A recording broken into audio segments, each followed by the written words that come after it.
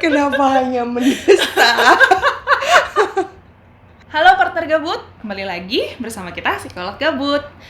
Sekarang kita mau bikin review tentang seri startup. Tim siapa dengan tim siapa, kenapa Dalmi akhirnya memilih Dosan, kenapa Ji Pyong kok kasar banget ya kalau ngomong, dan kenapa lainnya nanti mau kita bahas. Jadi, stay tune!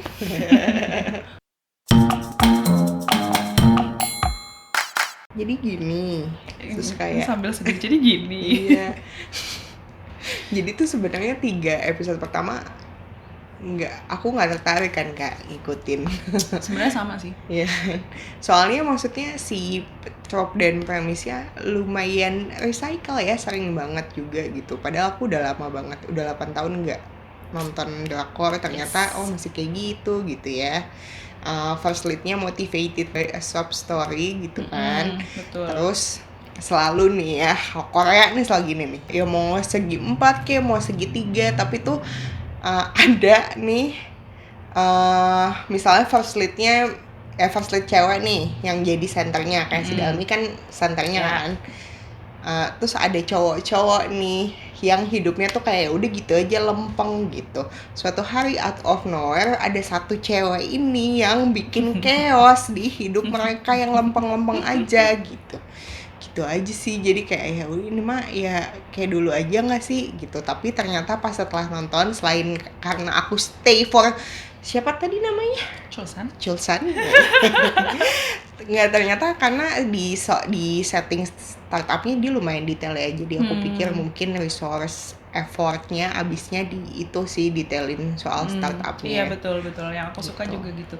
Sama, tadinya aku emang berencana nonton 3 episode dulu, kalau tertarik lanjut, kalau enggak ya udah. Tapi ternyata banyak teman-teman yang bilang justru startupnya baru dimulai 4 ke atas gitu. Oh ya udah, mulai lagi deh, coba lagi. Dan ternyata di episode 4 awal tuh menurut aku lucu banget. Aku ngakak, jadinya mulai hook ya di situ. Ya udah deh, lanjut sampai akhir. Tapi ternyata endingnya ya udah. Endingnya si startup ternyata masih tentang startupnya, jadi ya lumayan oke lah. Oh, sama satu lagi detail yang aku suka tuh, kan mereka tuh programmer ya Kak. Pas mereka programming, yang diketik sama yang mereka omongin tuh sinkron. Soalnya selama ini kalau di film-film nggak berartiin. Soalnya kalau di film-film Hollywood tuh cuma kayak iya tok doang. Angin.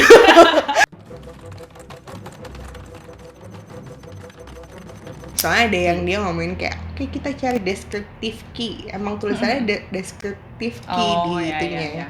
Tapi karena kita berdua tidak ke tim siapapun, setelah ngobrol ternyata kita berdua sama-sama setuju kalau Dalmi emang lebih realistis kalau sama Dosan. Soalnya gimana coba, ayo. Ih, kenapa nggak? Gini. One might argue it all started with the letters gitu kan.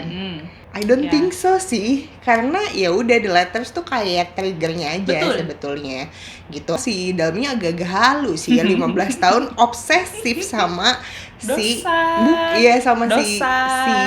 surat-suratnya itu. Sedangkan si Ji Pyongnya kayak ya it's a chapter of my life gitu, gue moving on, udah sukses. Terus kalau Ji Pyong tuh emang sayangnya sama si Harmony kan. Ya sayang banget sama Harmony. Betul. Si anak burger gitu kan. Jadi ya it matters to him just because it matters to Harmony gitu kan. Dia juga nggak kayak siapa Dalmi, who cares gitu. Dia membahagiakan Dalmi untuk membahagiakan nenek ya. Cuma tahu ya Dalmi tuh cucunya si neneknya gitu.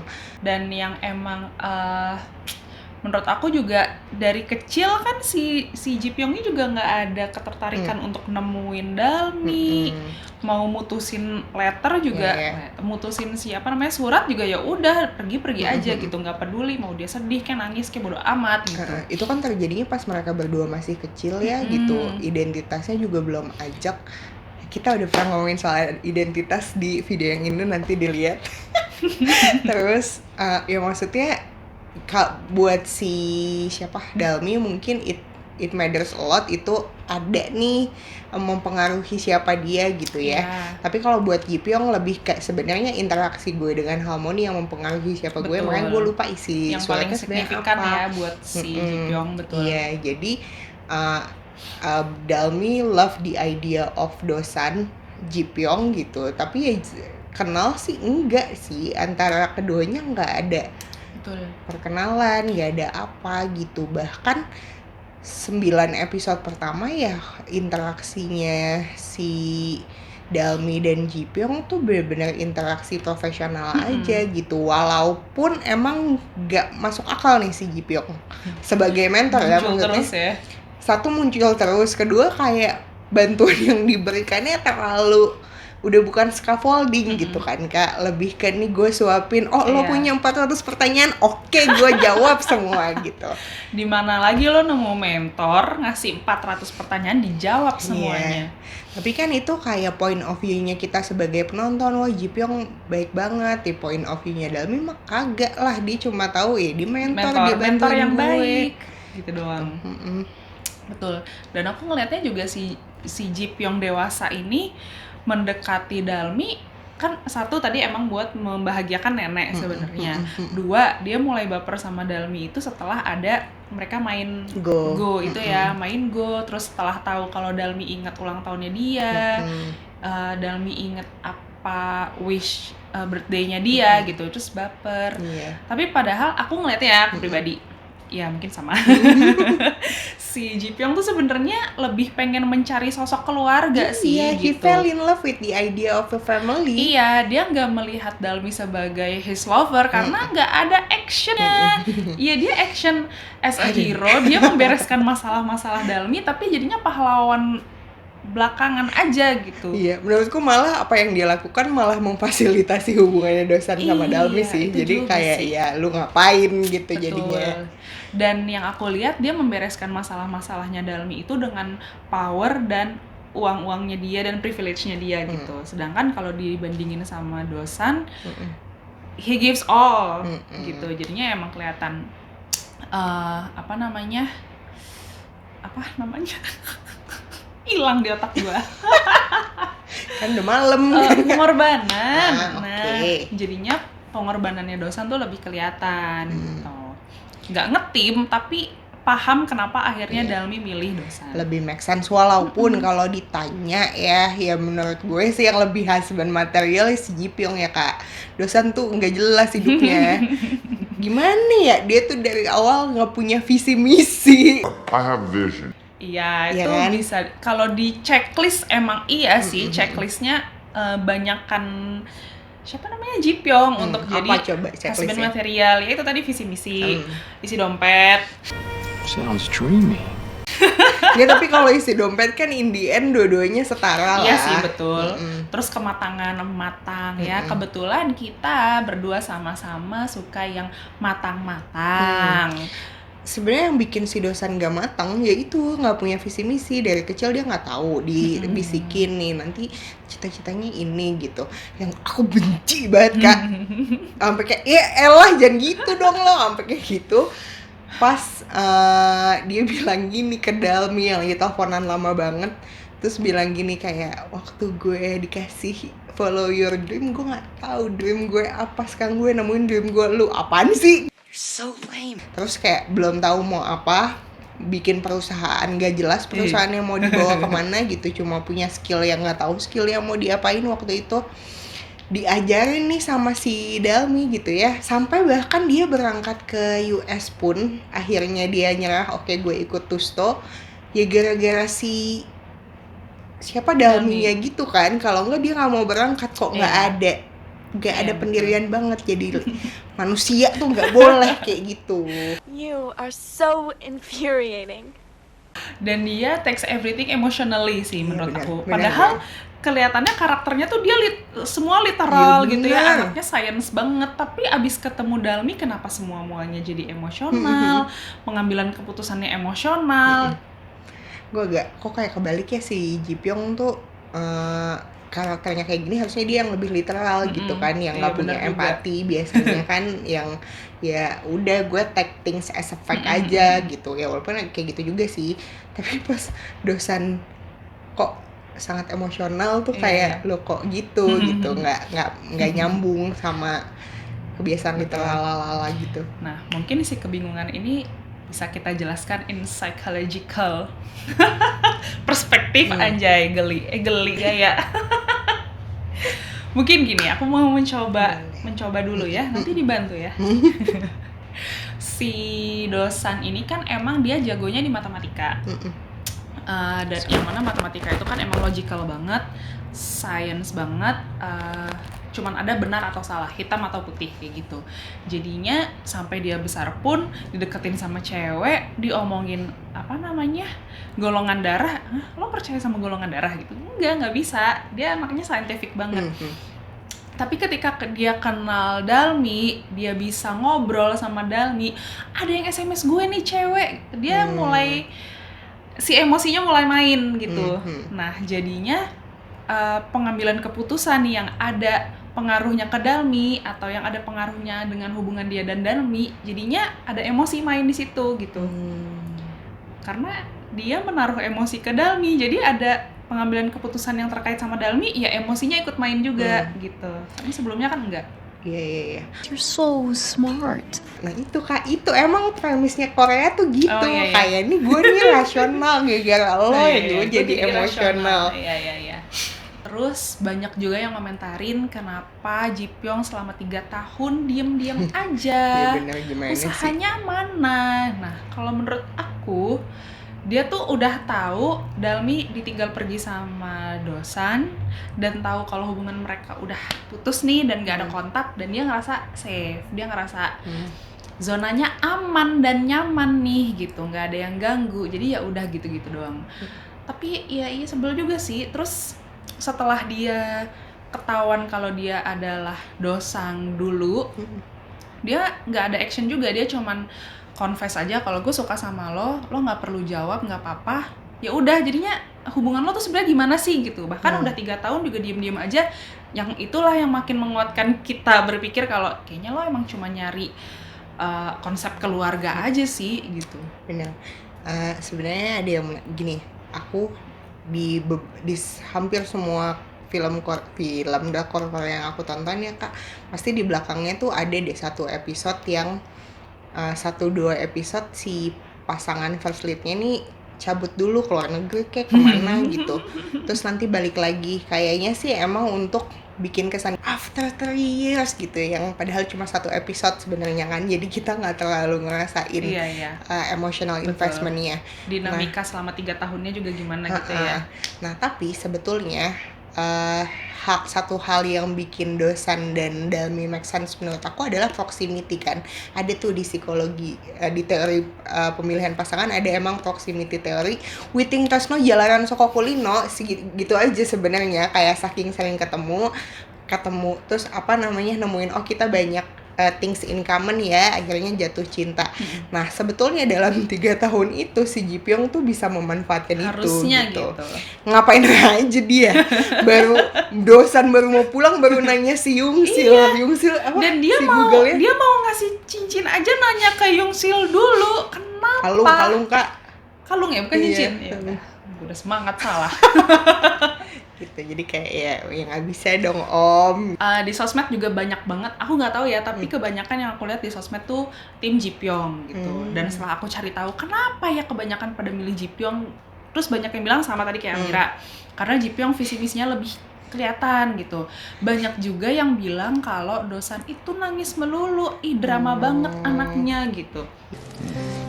It's okay to cry, honey. Iya. Tapi kalau dibandingin, Ji Pyong juga nangis. Iya, Ji Pyong juga ada nangis sih, tapi mungkin emang nggak sesering dan nggak itu sama si Dosan. Kayaknya nangisnya si Dosan tuh yang bikin dia dibayar mahal sih. Lu jangan so iya deh. Aku nggak tahu juga. Kak, nggak tahu. Tapi maksudnya bisa kayak emang juga bagus ya. kan nangisnya. Iya. Tapi emang aku pernah waktu di tengah-tengah nonton, mir gila aktor Korea mantep ya kalau nangis. dari yang nangis diam stay cool sampai nangis yang bercucuran air mata Banyak sampai beringus jenisnya. juga gitu. Iya, jenisnya banyak. Keren. Jenis tangisan. Gitu. Oke, balik lagi. Kenapa Dosan banyak nangisnya sedangkan Ji Pyong kelihatan lebih kuat, terus kalau ngomong juga agak-agak kasar gitu. Karena ya kehidupan yang mereka jalani juga beda. Kan si Ji Pyong dari kecil, kita diceritain nggak sih orang tuanya kemana? Enggak, Ya? Pokoknya taunya anak yatim piatu. Usianya sudah cukup dewasa, dia dikeluarkan dari panti asuhan, terus nggak tahu kemana, hidupnya berat banget nih dari kecil, sehingga pas udah gede, ada kerikil-kerikil nih, kecil-kecil nih, nggak penting yang nggak masalah buat dia gitu. Dan ngomongnya kasar buat, dia suka ngomong kasar tuh menurut aku itu ya self-mechanism. Defense mechanism. Iya, menurutku itu defense mechanism-nya dia gitu, yang kalau dia soft takutnya dia malah rapuh lagi, jadi dia harus menguatkan diri, dia kasar sama orang padahal ya maksudnya nggak gitu, dia tsundere aja gitu. Sedangkan kalau Dosang dari kecil ya keluarganya utuh, hidupnya harmonis, bapak ibunya gemes ya, Lumayan supporting juga kan, Iya. dikasih modal juga Dosan. betul. Nah yang kelihatan bikin dia lemah juga pas kecil itu self esteemnya dia juga kayaknya menurun ya, karena dia ada nyontek, dia tahu kalau I don't deserve this win gitu, jadinya Karena nggak tahu dia hidupnya mau ngapain, sebenarnya itu Itu sih yang juga. bikin self esteem dia jelek ya. betul kayak Kalau- dia tahu gue pinter, gue dari kecil keterima di univ tapi gue nggak tahu mau ngapain, itu juga bisa bikin self esteemnya rendah. Kalau soal lemah sih enggak sih, menurut aku nggak lemah-lemah banget lah. Lumayan resilient juga kan, dia udah berapa tahun tuh di yang Samsan. roof office-nya gitu kan, lumayan bisa ketemu challenge, bisa Ya, overcome gitu. betul. Walaupun dengan bantuan Dalmi, tapi ya makanya kenapa mereka klop, karena menurut aku Dalmi lumayan lebih rasional sih dibandingkan Dosan, sehingga ya bisa as a couple they work Iya, mereka saling melengkapi sih menurut aku juga. yang lumayan beresiko pada hubungan mereka gitu. Adalah bahwa itu tadi mungkin karena Dosannya lumayan emosional juga ya Kak, dalam mengambil keputusan. Jadi waktu dia mau ke Tusto, mau diambil sama Tusto gitu kan, tadi kan sempet yang nggak mau, gue nggak mau gitu. Padahal sebetulnya kalau di trace back itu kan keinginannya si Samsan bersaudara, apa Iya. sih si Iya, geng tiga, Samsan ini gitu kan, gitu. Masa berubah gara-gara Dalmi gitu. Karena gini, ya aku sih ngerasa Dalmi lihat kayak ya lo sebenarnya bukan gak mau kesana karena lo udah tahu di Korea lo mau ngapain, tapi kayak lo mau ngapain emang gitu kan. Nah yang aku nggak sukanya adalah si Dalmi kemudian ngambil keputusan bahwa oke, gue akan menyakiti hatinya Dosan supaya Dosan kayak ikhlas aja pergi gitu. Ini juga trope yang sering banget Iya, bener sih. Iya, ini juga aku lumayan sering drakor ya kan ya. Dan ini Menyakiti hati supaya lo pergi aja. iya, dulu sih kayak sedih, tapi kalau sekarang kenapa sih harus kayak gitu? Maksudnya gini ya. Bisa dikomunikasikan ya. Iya, maksudnya gini. Bisa putus baik-baik aja kalau memang harus putus. Satu, Ya kenapa harus putus? dua. Kayak mereka nggak tahu ada video call apa Mereka gimana. orang tag ya. Makanya itu sih yang bikin aku kesel banget saat ini adalah di drakor ini mereka bikin startup loh, Mereka bikin mengembangkan AI Gil. loh. Iya. Gila ya. Ada image recognition.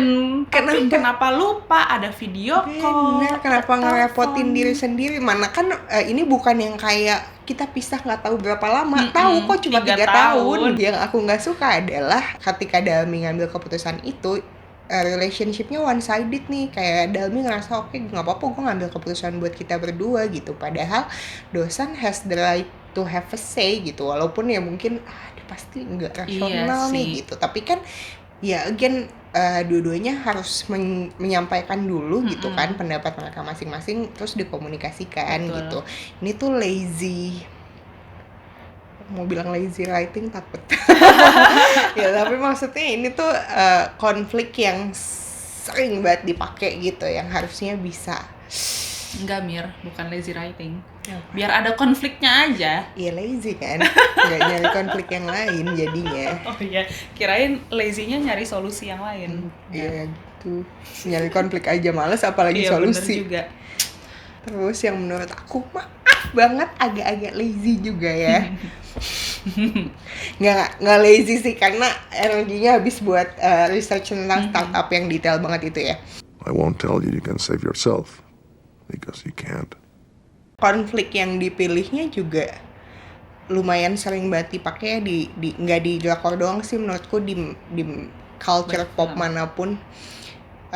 Sibling rivalry itu sering banget ya kan. Terus yang menurut aku potensial adalah coba aja kalau dibikin si bapaknya Injay ini nggak ya udah one dimensional, dia jahat aja udah gitu. Gini, bayangin bahwa kan gini, kita lihat di episode 1 ibunya tuh kayak jahat banget ya ninggalin bapaknya gitu. Tapi kan kita bisa punya perspektif ya, ibunya ngerasa hidupnya susah, bapaknya nih keluar dari, walaupun bapaknya menderita tapi keluar dari pekerjaannya yang nggak masuk akal karena butuh ngehidupin keluarga itu gitu. Terus mereka berpisah. Kalau aja terus si ibu ini menikah dengan orang yang walaupun kaya tapi baik hati gitu. Terus pas nanti udah dewasanya ketemu dan si Dalmi yang ngerasa kayak gue kan saingan sama kakak gue gitu. Terus gue benci sama keluarga ini yang ngambil ibu dan adik gue. Ternyata dalam membangun startup misalnya si bapak ini sebaik hati si ibu itu, siapa sih namanya ibu yang bikin sandbox, misalnya sebaik hati dia terus dibantuin, jadi kan kayak ada tuh pasti konflik yang lebih internal. Jadi Dalminya mungkin ngerasa kayak ini orang yang ngambil keluarga gue tapi kok dia baik ya, dia juga bisa jadi pengganti bapak ya buat gue gitu. Aku ngeliat ada potensi itu tapi ngambil route-nya yang gampang aja. Oke, kita buat jahat gitu. Jadi ya ceritanya flat aja gitu. Satu lagi yang aku nggak suka dari series ini, dan sebenarnya ada di banyak drakor sih, kenapa kissing scene-nya harus dipaksa, harus tiba-tiba dan tidak ada konsen ya. Tiba-tiba tarik mukanya, nggak gitu. Walaupun udah tahu suka sama suka, janganlah begitu ya. Penting banget. Maksudnya gini, suka sama suka tapi mungkin si yang satu lagi nggak mood atau mereka lagi di tempat umum loh. Mungkin beberapa orang lihat itu romantis, kayak wow dia take action langsung srut gitu. Tapi yang aku merasakan ini bahaya, kok malah jadi meromantisasi ciuman tanpa konsen, padahal tidak baik, tidak boleh. Dan sudah sering diromantisasi juga iya, gitu. Banyak banget. We have to change our mindset sih ya. Iya. Aku nggak tahu ya kalau di Hollywood dulu sempat pernah atau banyak adegan kayak gini atau enggak, tapi yang aku ingat sekarang udah nggak ada. Kayaknya dulu sekarang lumayan sering sih. Dulu ada ya. Like I've seen lots of movies where Yeah. one person tries to kiss and the other one. You know what? This is scary for a lot of people. The thing is though, if you're really not sure, you can always ask, right? Coba jelasin dulu Kak, maksudnya konsen apakah harus ditanya dulu boleh cium nggak? Enggak. Which is nggak apa-apa juga sih sebenarnya. Iya, tapi mungkin gini, boleh di awal tuh ada kesepakatan dulu. Dalam hubungan ini gue mau ngapain, apa yang gue nggak mau, kayak gitu. Dan itu udah konsen di awal. Tapi konsen juga nggak harus ngomong kok, nggak harus verbal gitu. Kayak, gue mau nyium nih boleh nggak? Nggak harus gitu. jadi sebel ya? Iya, komunikasi itu kan nggak cuman verbal. Komunikasi itu ada yang non-verbal juga. Jadi, kita juga sebagai manusia ya harus pintar-pintar membaca body language, membaca komunikasi non-verbal gitu. So there are a lot of different ways to ask. You can kind of lean in and see what they do, right?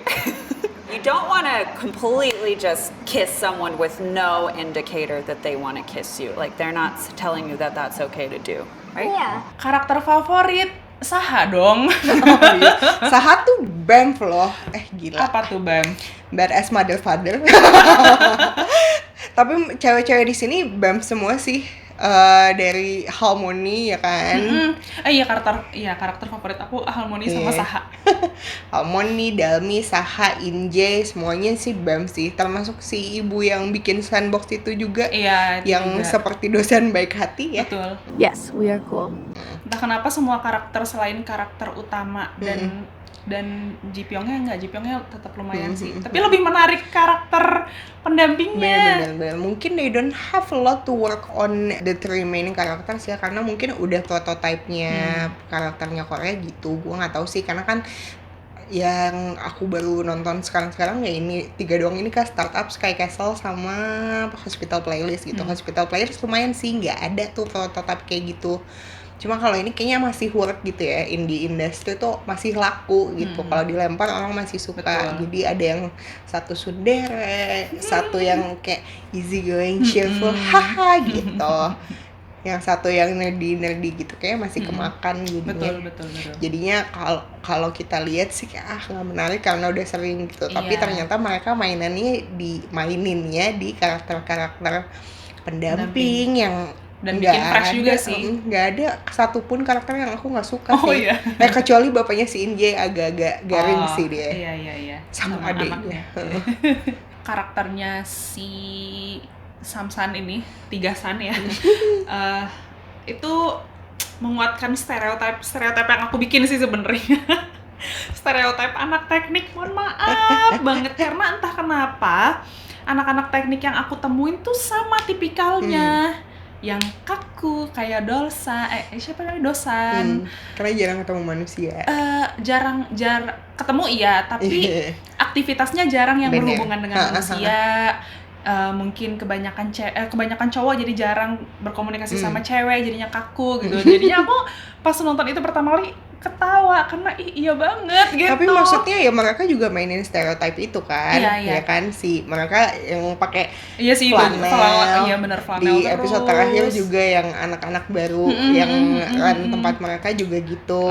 Datang-datang pakai flanel RGB. Sama si Twin Sis kan stylist itu juga Oh, iya. disebut kok mereka stylist tapi nggak kayak ada kalian. ya? Ada yang di awal-awal hackathon gitu kak. Ada kok disebut Oh, gitu. berarti mungkin emang gitu ya. Iya, stereotipnya ya? stereotype mungkin lumayan universal ya stereotype Oke. itu. Karena kayak mau ngomongin siapa Steve Jobs, Mark Zuckerberg, mereka juga kan kayak ya gitu aja nggak stylish ya. Iya, Mark iya. Zuckerberg kan oblongan aja. Iya, betul juga sih. Si Steve Nggak Jobs memperhatikan turtleneck style aja. banget. Betul. Ya walaupun kenapa ya setelah balik dari Silicon Valley mereka bertiga jadi turtleneck terus sih nggak ngerti sih. Oh, sama satu lagi ya, itu literal banget. Maksudnya Ya. mungkin karena terbiasa cara atau jalan berpikirnya scientific, yes or no, benar atau salah. Jadinya ya udah semuanya dibawanya ke situ gitu. Apalagi kan programmer binary ya kak, Bener, bahasanya cuma iya. 1010. 1010 betul. Tapi yang lucu walaupun ya anak teknik kaku gitu-gitu, si Dosan suka ngerajut ya. Iya. Lucu banget loh itu. Oh yang aku suka lagi, si Dosan datang ke networking party, terus kan sama si Ji Pyong kayak lo harus kelihatan kayak lo teman gue, Itu kita ngakak ngobrol. banget. Anjir, yang ngobrolin apa? Nyanyi. Nyanyi bahkan kan cuma disebut doang sih Iya, liriknya. Oke, that's it review ya. Ya pokoknya apa yang kita pikirin tentang startup. Makasih buat teman-teman kita ya yang udah rekomendasiin. Betul. Ada beberapa yang mungkin sedikit maksa buat nonton ya. Lumayan seru, terhibur. Betul. Walaupun di ujung-ujungnya agak flop ya kak. Cuma oke kok. Makasih teman-teman udah nonton. Kalau kalian suka, if this video worth any of your time, boleh dong di like, share juga ke teman-teman gitu ya. Share juga pendapat kalian, setuju atau nggak setuju sama apa yang kita omongin di kolom komentar. Jangan lupa di subscribe karena minggu depan kita akan bahas drakor lagi. Apa tuh? Nanti aja, makanya di subscribe biar tahu. Oke, thank you for watching. Jangan lupa istirahat. Bye-bye. Bye.